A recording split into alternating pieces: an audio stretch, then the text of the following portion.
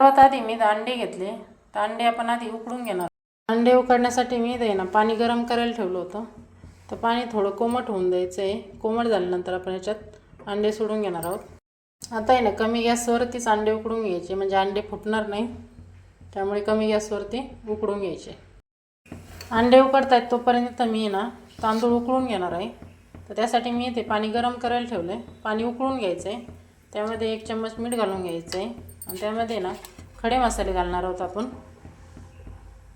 इथं मी बासमती तांदूळ घेतला आहे आणि हा आता स्वच्छ धुवून घ्यायचा आहे आपल्याला. तांदूळ मी स्वच्छ धुवून घेतला आहे. आता पाणी पण उकळले, त्यामध्ये आता हा तांदूळ घालून घेणार आहोत. आता तांदूळ उकळून घ्यायचा आहे. तर थोडासा कच्चाच ठेवणार आहोत, पूर्ण नाही शिजवणार. त्याच्यामुळे पाणी जास्त घालायचं आहे शिजवताना तांदूळ. आता आपला उकळून झाला आहे. आपण हा काढून घेणार. तर असंच हा आता आपण साईडला ठेवून देऊ. त्याच्यातलं पूर्ण पाणी तोपर्यंत खाली निथळल, तोपर्यंत आपण साईडला ठेवू. तोपर्यंत आपण बाकीचे. आता इथे अंडे उकडून झालेत. तर मी सोलून घेतले अंडे आता. तर अंड्यांना मधून थोडंसं कट करायचं आहे, असं नॉर्मल थोडं कट करायचं आहे. गॅसवरती मी आता कढई ठेवली. त्याच्यामध्ये 2 चम्मच तेल घालून घेतलं आहे. त्यामध्ये थोडी हळद घालायची आहे, थोडीशी लाल मिरची घालायची आहे आणि अंडे घालून आपण हे मिक्स करून घ्यायचं. आता हे 5-1 मिनटं अंडे छान असे परतले. आता तर गॅसवरती आपण कुकर ठेवणार आहोत. त्यामध्ये 2 चम्मच तेल घालून घेतलं आहे मी.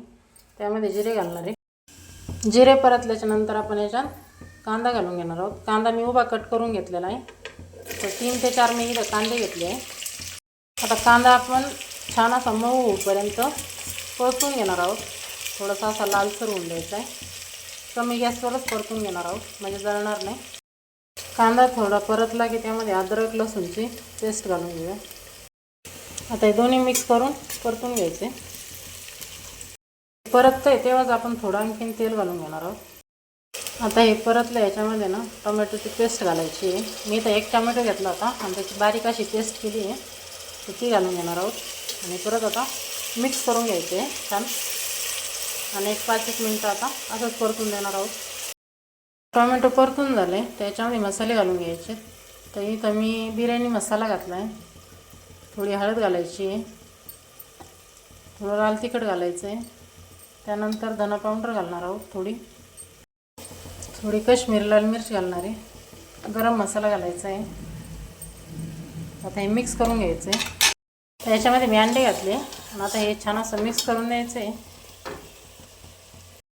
थोडंसं मीठ घालायचं आहे. आता सर्वात शेवटी याच्यात थोडं दही घालून घ्यायचं आपल्याला. दही घालून हे सारं मिक्स करून घ्यायचं. परत थोडी कोथिंबीर पण घालायची आहे. तर जो तांदूळ आपण उकळून घेतला होता तो याच्यावरती घालून घ्यायचा आहे.